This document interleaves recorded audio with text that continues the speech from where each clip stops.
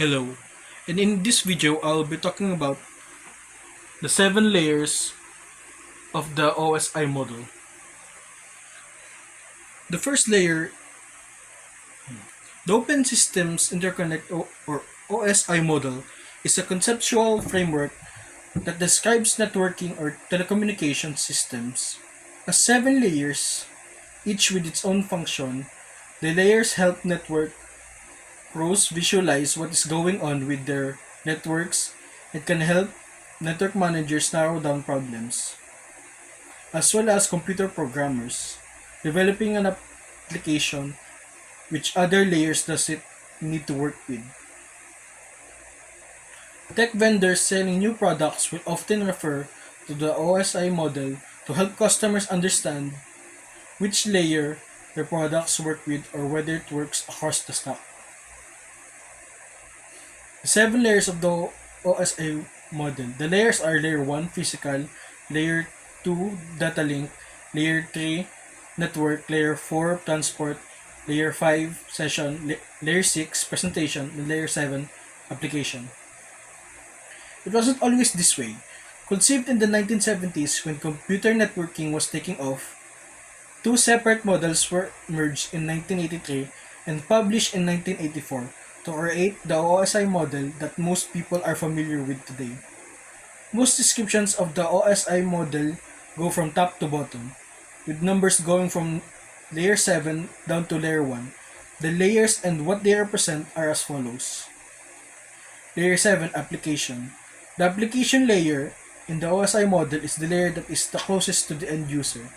It receives information directly from users and displays incoming data to the user. Oddly enough, applications themselves do not reside at the application layer.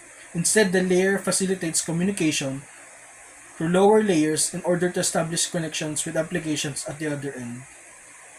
Next is layer 6 Presentation.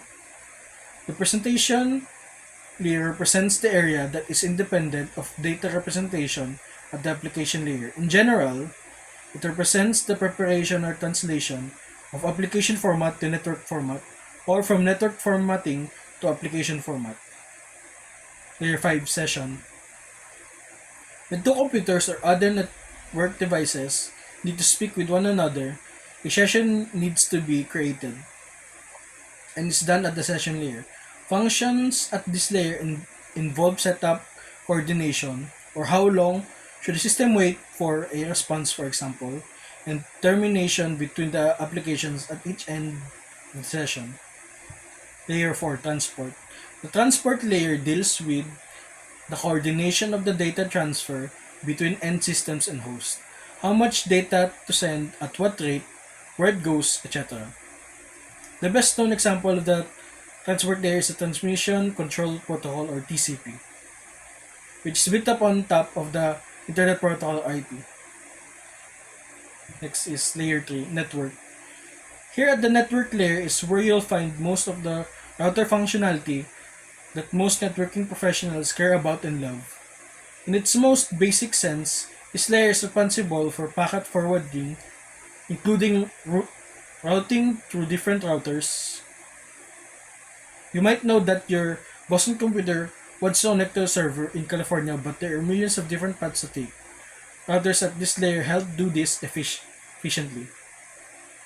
Layer 2, Data Link. The data link layer provides node-to-node data transfer and also handles error connection from the physical layer.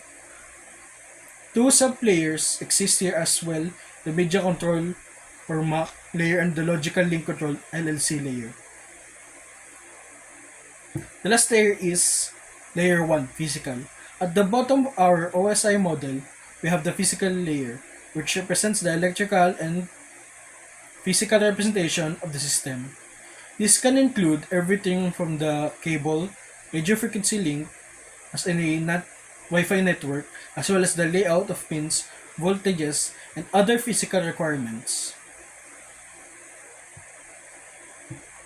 The last thing you need to know is why you need to know the OSI layers.